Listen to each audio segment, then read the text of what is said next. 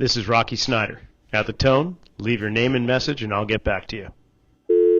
Don't ever let somebody tell you you can't do something.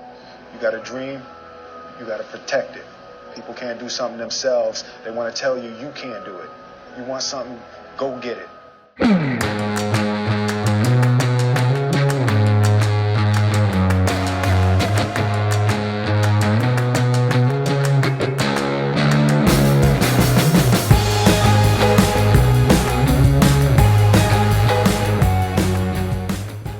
Welcome back for another episode of the RockFit Files. I'm Rocky Snyder, and this season's episodes, we're focusing on contributing authors to a book called The Successful Body. I was gifted enough to, or honored to be asked to contribute a chapter myself, but there's about 30 some odd other experts in the field of health, wellness, fitness, and mindfulness. And we're going to bring on one of those contributing authors each week. And in this week, Shane McShea from Dublin, Ireland is joining me in the studio here. And well, Shane, welcome to the show. Thanks a million, Rocky. Delighted to be on. Thanks a million for the invite. Yes, now you have a studio called the Fitness Society in Dublin, and primarily a personal trainer. Would you say that that's your primary role?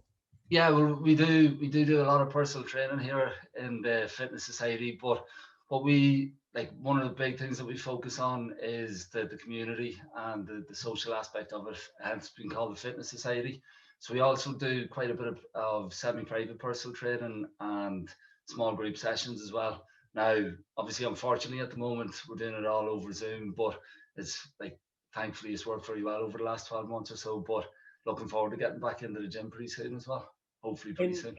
In terms of, you say community, what is the importance of community with working out?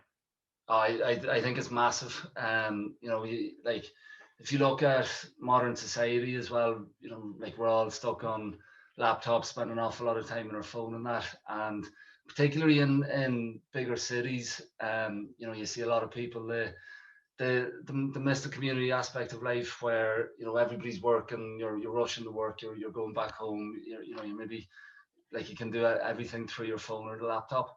So getting together, getting with groups of people and training together, having that social aspect, I think is a huge, often overlooked part of a good fitness regime, where you're getting to interact with other people, you're getting the social contact that is very often missed in day-to-day society. Very cool. Now, obviously, we have COVID-19 and restrictions are global right now. And for the last better part of a year now, we've had to make accommodations. How is it that so many gyms, fitness studios, clubs have had to shutter their doors forever and close down, and you're still there? Good question. I think we're very lucky from the point of view of we've worked quite hard in the community aspect of it, even through Zoom. So we've done things like we've had members come in and do baking evenings, and we've done all the Zoom quizzes and that kind of thing. Now, so that's been a big part of it, where our members have really got behind us doing that. So obviously we're very grateful for that. On top of it, a lot of work that we would have done would have been body weight work in the gym setting as well. So we would have done quite a bit of taking aspects from the likes of Animal Flow, Zoom type sessions, and put them into our workouts anyway, even when we're in the gym. So if you take that and say, right, look, you're stuck in your bedroom, you're in your living room, but you can still get a hell of a good workout, even shadow boxing, whatever it might be. If people just buy into it and like jump in on the first few sessions, to see that they're getting a good workout, excuse me, to see that they can still make a lot of progress from in their sitting room or wherever it might be, they're gonna continue doing that. Also, I'd have to say that during COVID-19, it's been the same all over the world. There's very little for people to do. They obviously can't go to the pub, or they can't go meet each other for a coffee. So if you can say to them, right, look, we've got this number of sessions a week happening, you're going to make progress from the sessions. You're going to get a good workout, and we're going to have the community aspect of it as much as we can. Then I think people have bought into that in a big way. And I couldn't agree more. But I find it interesting when I've posed this question to others. One of the top things that they say is lucky. But like yourself, then they go on to explain just how much work they put into it. So yes, we can say luck, and maybe there is some element, but honestly, I think it's just modesty on your part, and you've just been working night and day to survive, and there's been this inner drive inside of you that maybe is not present in a lot of others who have thrown up their hands and said, I'm done. I've got to do something else, or I'm just going to live off the dole, or whatever it might be.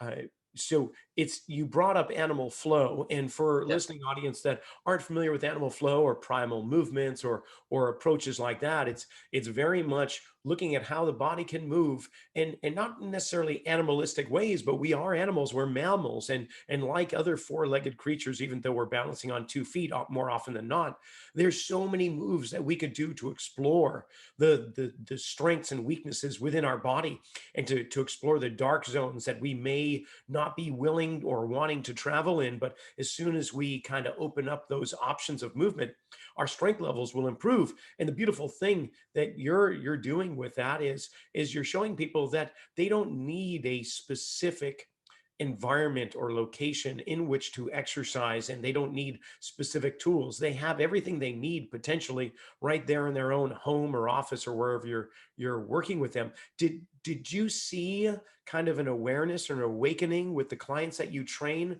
and incorporating these movements? Are they recognizing that not only are you worth and you have value in your instruction, but they don't necessarily feel like everything I'm done working out, right? Do you feel that they got more inspired through this process? Yeah, I think so. And like within our facility in the fitness society, um, like the equipment that we would use primarily would be the likes of kettlebells, free weights. We don't have machines where you're going to sit into like whatever, sit in to be strapped in to do your bicep curls. Everything that we do, a huge amount of body weight training, and like I said, kettlebells, even a little bit of the Indian clubs, and I know you're a big fan of them yourself. So transferring that to the home environment, I think it was not easy. It certainly wasn't easy, but it was something. It was a kind of a natural progression. Now, when you say people see your worth and see that they can move in different ways, absolutely. Like even one of the exercises we have people doing at the moment is sprinting on the spot, but getting them to move correctly as they sprint, not just a kind of you're sprinting on the spot, you go flat out, because again, that's something like you mentioned is so much carryover. If they can do that properly, their whole running mechanics, like their movement is going to become more fluid. So yeah, absolutely. I think people have, again, they've bought into it. They've seen, we do a pure body weight strength workout, and people realize you don't have to load an awful lot of weight. If they concentrate on the movements, to do the movements properly, you don't need 60, 70, 80 kilos, whatever it might be, on your back to get an effective workout. And very often, if you put the right tension into each rep, you're going to work harder if you do it properly. Yeah, I think people are starting to see that over this year, especially that we were not lemmings necessarily, but we were just encased in this one box and thought that this was the only way that things can be done. And now they're seeing that there's so many more options they had no idea of. Oh, so let's transition over to the successful body, because that's Yeah. more or less why you're here, because you are one of the contributing authors of the successful body. Yeah. Excuse me. Do you happen to know what chapter number you're in? Chapter 15. It was obviously when I saw the book, it was like, oh, what chapter are you on? Like, I think it's like when somebody sees a photo that they're in, the first face they're going to look for is themselves. But yeah, no, delighted to have been invited to contribute a chapter to it. And haven't scanned through the book. I haven't got the chance to read it all yet. Like I'm delighted with how it's turned out, because you can see there's such a variety of contributors to the book that anybody can pick up the book, go through a chapter, and they're going to have something that they can go and work on very, very quickly. So yeah, absolutely delighted with that. And so what was your particular contribution? What is it that you write about? What is that experience? The chapter that I wrote about, it was basically about linking getting fitter and healthier to the rest of your life. Like, so a lot of people, think, or maybe have this perception of the gym that it's all about, the reps that you do, getting a six pack, or maybe losing weight, whatever it might be. But ultimately, if you're getting fitter and healthier and stronger, that can play that can have a positive impact into every part of your life. The reason, I suppose, to bring it back, when I first came across Lincoln, like that, it was a workshop that John DeMartini did in Dublin, and he said, if there's something that you don't enjoy doing, maybe link it to a result that you want, link it to something that you love. At the time, I wasn't working in personal training. It was something that I wanted to get into. I was actually working in recruitment. So after that John DeMartini workshop, I went back and I started to think, every phone call that I make, every person that I help get a job, that's taken me a step closer to becoming a personal trainer. Then when I became, a personal trainer, like I always read, I always wanted to learn more about the body, learn more about training, the psychology behind training and that. But then I was like, okay, how do I become even better? What do I need to do? Get up early, go and take whatever sessions you can, and continue to link that to progressing as a personal trainer, helping as many people you can get the results that they want. And ultimately, I kept doing that until I ended up, again, luck. Well, I suppose you say it's not luck, but luckily I ended up getting my own facility, and like I can continue doing, I can go on and on. Like every early morning is linked to helping people get results, which is linked to results that I might want for myself, or an overall vision. So for me, taking it back to people who may be listening to the podcast, if say somebody might be apprehensive about working out, they may not enjoy training, they may not enjoy certain aspects. And obviously, for me, I think everybody can find a way of working out that they should be able to enjoy in some level. But if you take it beyond that, do you want to what do you want to get fitter for? What will improve by you getting fitter, stronger, healthier, and link it to that. So it could be a mother who wants to have more energy for playing with her kids. It could be somebody who wants to be a better sales rep and bring more energy to his job, and more strength and more confidence. So again, you can bring anybody in any walk of life should be able to carry out this exercise if they just put some time and thought into it. And how does that carry over to working with your clients and having them to achieve their goals? Do you have a process where you're encouraging them to link things together, or are there check-ins? How does that work? Yeah, absolutely. So I suppose one example at the moment would be a father who wants to be an inspiration to his kids. He wants them to grow up and be, like, see him being as fit and strong as he can be, and enjoying life as a result. So his big goal at the moment is to lose a certain amount of weight, so that he can show, right, look, this is living a healthy lifestyle. This is showing them you can enjoy your training, you can enjoy eating healthily, and these are the benefits from it. Now, what we do with our personal training and semi-private clients, we give them a little workbook, and within that, there's an exercise where we say, right, write down 50 reasons to get into great shape. And very often people look at me and be like, "Oh, here, I can't come up with 50 reasons."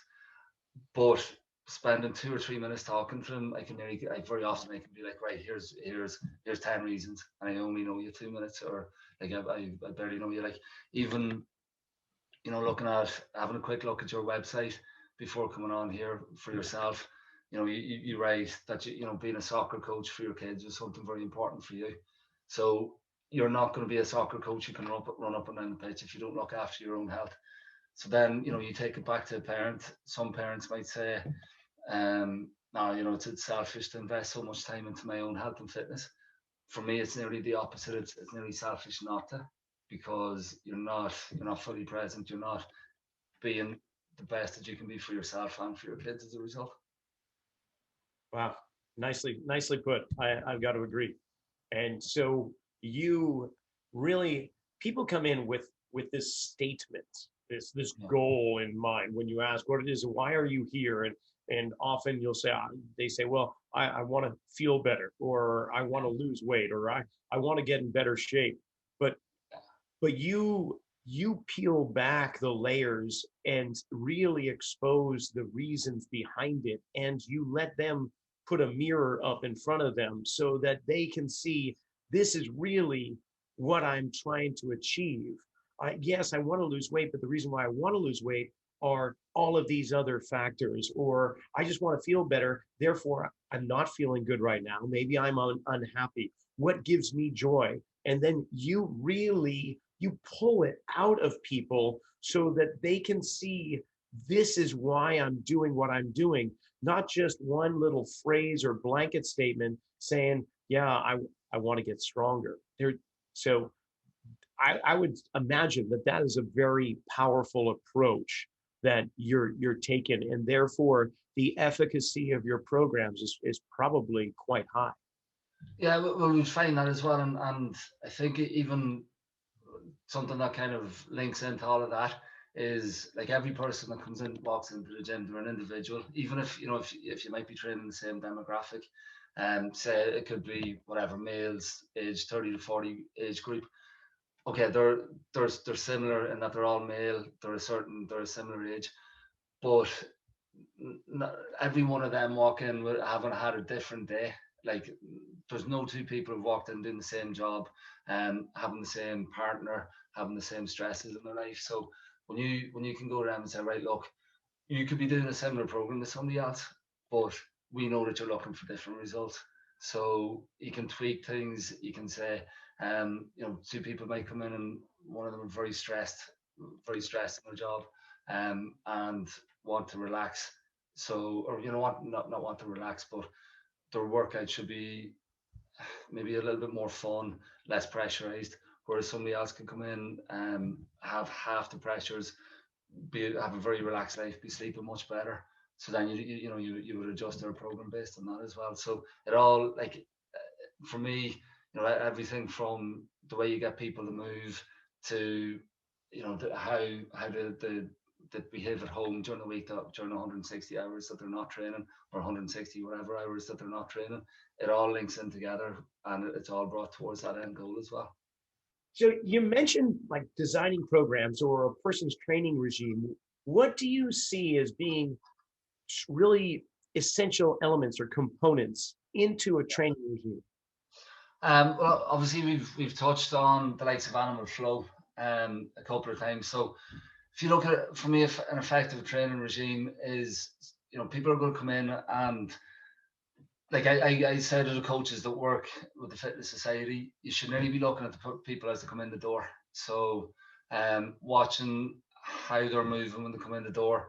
And I think very often you can see a huge amount of, if you really look at a person's body language, you can see if they've just had an awful day, if they've, if they're in and they're ready to go with their workout. Now, it can be hard if people are doing a group session, you know, everybody essentially will be doing very similar work in some form or another. But if a person comes in and they've had a hard day, you don't push them as hard. If somebody comes in and they look like they're well up for it, you can push them, you can encourage them a little bit more. Now, going into the regime, say if it's a personal training session and an effective warm up, having the program individualized. So, like, I know you're very, very much into assessing people correctly, making sure that they're doing workouts that they can do for themselves. So, getting an effective warm up, getting them warmed up, getting their mobility going. Obviously, like, a lot of gyms will have their own way of doing that, but taking the time to make sure that the person is warmed up correctly and switched on and ready for the workout. Then you can break it down, like the sets, reps, the recovery period, particularly in personal training, that should be individualized. Like it shouldn't be just a kind of a cookie cutter approach where everybody's coming in and they're everybody's doing 8x8 or 6, 12, 25, whatever it might be. So getting that down to like based on the people's targets and their ability, making sure there's having a strong aerobic base, I think, is important as well. Like over the last number of years, like there's been a lot about it should be just hit training, it should be pushing them as hard as they can go. But if somebody's not at a certain level, then that for me, you're working towards breaking the person down as opposed to building them up. So making sure that the program is right for the person, the level and the abilities that they're at, and then building them up from there. So I suppose you could talk about all the different components, but the individualized factor, making sure that the rep sets, everything is individual to that person, making sure that they're moving in different planes of motion, not just standing, going one way where they're just squatting or they're doing bicep curls, using the likes of animal flow or zoo type exercises. And it doesn't have to be a full zoo workout or a full animal flow workout, but just incorporating that into the session, I think can be very effective, because it gives them something a little bit more exciting to work on. But it gets them moving in different ways, like you said earlier, ways that they don't realize that they can be moving in and they should be moving in. Then even more important than that for me is, and I mentioned it earlier, looking at the other 160 odd hours that they're not training. Are they hydrating? Are they taking the time for recovery? Are they managing stress levels? Because somebody could be doing the best workout in the world, but if they're going home and they're stressed and they're not sleeping and they've got all this other stuff going on in their life, they're just not going to get the results. Now, we're not psychologists, and it's not for maybe not life coaches, but you should know a background to each person and say, right, they're sleeping okay, their digestion is good, their nutrition is spot on, their stress, everybody has a little bit of stress, but it's not through the roof. Right, now is the time to kick forward with this person. So getting all of that dialed in as much as possible. Also, for me, a big part of an effective training regime is making sure that the person is enjoying the process, because some people when they want to lose weight or they want to hit a certain target, it's all about that target, it's all about the weight, it's all about X, Y, and Z. But ultimately, people should look at training, in my view, as you're training to go and live a better life. You're not training to get a better workout the next day. You're not training to come in and be the best person in the gym. You're using the gym to go and progress outside the gym, and or your workout or your training regime is like it's not it's not the be all and end all. It's what you want to go and live, improve every other aspect of your life as well. So for the listening audience, if you're wondering what to look for when searching for a fitness trainer or a personal trainer, everything that Shane just said is what you would want to hear coming out of a trainer's lips. And it's not just how hard can we push you, and yeah, we're going to get you to lose that weight. There's so much more to it. Yeah. And the other thing that you might want to look at when deciding if you need or which trainer you'd like to choose is the ones that continually pursue knowledge, because we're such a young science and exercise science that there's more information coming out every month, if not every day. And if people aren't going away or going online to learn more, then those trainers become dinosaurs relatively quick. And Shane, you're not a dinosaur. I see you've gone through the Irish Strength Institute, Muscle Nerds, Body Development, Agatsu, Kettlebells, Darby Training System, Animal Flow. You mentioned zoo training. There's the sleep coaching course and precision nutrition with John Berardi and Martin Rooney's Training for Warriors and Mike Mahler. You have been pursuing knowledge for some time now. And so I'm curious, during this time, when you have your downtime, what other stuff are you exploring as a trainer in your field? What are you looking into currently?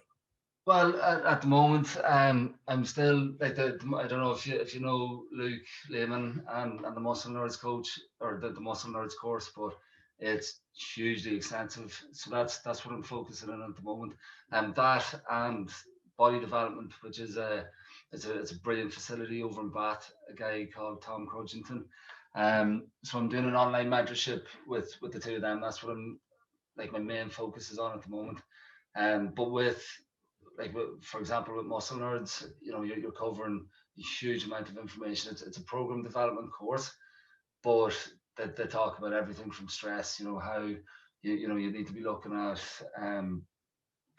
blood pressure to people's stress level to their digestion, basically a lot of what I just spoke about there, and factoring all of that into whether or not you should be saying, like you said, not just beating up a person when they come in and do a workout with you, looking and saying, right, look, this is an individual, this is somebody who has all sorts going on in their life. Take that into account and work on their work and building them up from there, as opposed to just being like, everybody does this workout. I think another point as well, just talking about training, and for anybody that's looking at starting a regime, or anybody who might be, because we're in, unbelievably, we're in March already this year, but a lot of people will start in January and be like, here, I'm going to take over the world. I'm going to get fitter, stronger, and I'm not going to drink. I'm cutting sugar out of my diet. And by the end of January, they're just completely disheartened. So a principle that I've learned about in the past from the Irish Strength Institute is make sure everything's maintainable and doable. If you're taking on a habit, or you're taking on a training regime, don't do something that you think in 6 months' time, I'm not going to be able to cope with this. I'm not going to be able to put up with this. Like bring in, one habit at a time, or take out one habit at a time, and start building from there. And then you can start getting momentum, and you start pushing forward from that point. Whereas if you go and try and change 6 things, and I'm guilty of that in the past, where you're like, I'm gonna change every aspect of my life this year, but like, how long does it last then as a result? So I can't imagine that you have reached the pinnacle of your career. You haven't reached that zenith of your life's ambitions and goals. So I'm curious, what links have you created, and what goal is out there for you in the world of fitness? But you're welcome to share in personal realm. But like, are you looking to expand your business? Are you looking to what is it? What do you want to do? There's no, there's every day. Well, I wouldn't say every day it changes, but there's certain goals certainly. What I like at the moment, it's getting the gym back up and running, and helping people. Like, I suppose what gets you up and motivates you by getting up and going and doing Zoom classes is maybe playing your part in helping people cope with what's going on at the moment. And look, don't get me wrong, I'm not one of these gym owners or not one of these people who are going to be shouting, no, gym. Like, I don't believe that we change people's lives. My belief is that we help people. We provide the information for people to go and change their lives if they take the information and run with it. But for me, getting up in the morning now, I suppose short term, it's a case of, all right, look, you're getting up, you could get up in the morning and just be like, yeah, no, I don't fancy it. Zoom is wrecking my head. It's like all these hassles are going on. Or else you could turn around and say, right, look, if I get up in the morning and I go and do my best towards the people who are investing in us coming onto the Zoom session, they're going to get results from it. But also you're going to start feeling a lot better yourself, because you're getting up and you're being progressive. You're taking control of what you can control, as opposed to just giving out about the government, or giving out about pharmaceutical companies not getting the vaccine out, whatever it might be. So that's the short term thing, I suppose, that I'm trying to link at the moment. Long term would be developing the best facility that I can develop, and maybe even further down the line setting up something like a training academy for young coaches. Our gym is in the inner city. You'd love to say, right, look, kids who might not get opportunities, or kids who might go different paths in life, would they, get some of them into to maybe do an apprenticeship further down the line. Now, that's a long term goal, and it's not going to happen anytime soon. But that would be something that would really motivate me. That's great. Well, I can imagine that's going to happen just because you set a goal for yourself, and it seems like you've achieved many of them. I'm sure there's some that have yet to come to fruition and manifest in your life, but I have a feeling it's more often than not that you are achieving everything that you want. Are there links? Because this is what you speak of more or less in your chapter in the Successful Body. Are there links when you look back over your life that you are you're kind of surprised by, like seeds that were planted unconsciously or unknowingly that helped develop you to the place that you are now? Yeah, I suppose looking back, my two brothers often, like, having the crack is an Irish expression. I'm sure you've heard that from the lads in the past. Like, we'll have the crack about it, and very often the two brothers would wind me up about how scrawny and skinny and weak I was as a kid, and all these different allergies, and like, it was always down in the doctors, whether it was asthma or whatever it might have been. And I loved football as a kid.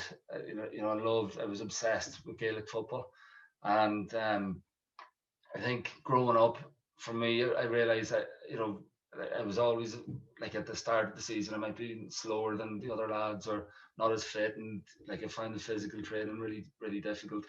But I think it kind of drove me that I loved seeing myself progress with the training. I love getting fitter and stronger, and progressing from that point of view.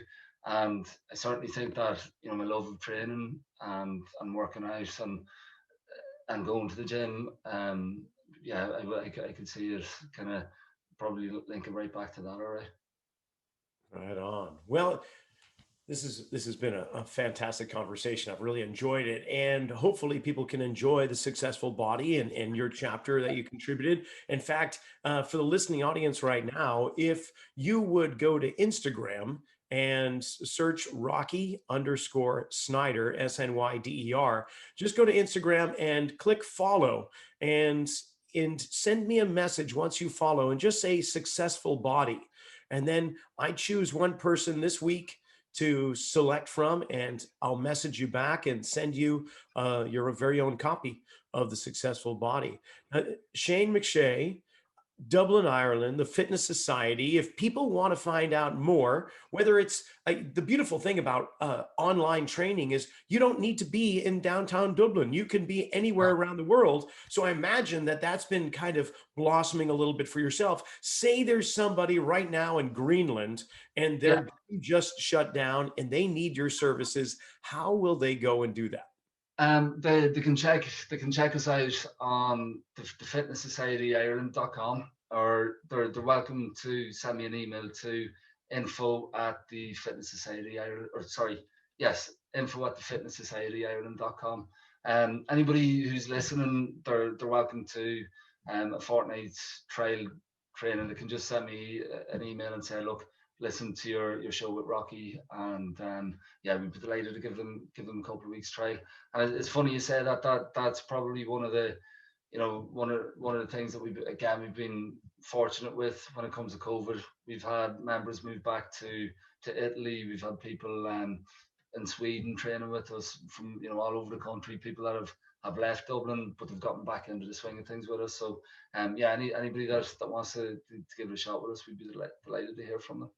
Yeah, we've got those silver linings in the dark clouds of life. So I'm glad that summer's shining on you too. Shane, this Yeah. has been fantastic. If you didn't catch the information how to contact him, don't be concerned because I'll have it down in the description below this podcast. So you just look down below and you'll be able to connect with Shane. So Shane, thank you so much for being on the Rockfit Files. I really enjoyed it. Not at all. Thanks a million, Rocky. Even talk to you soon.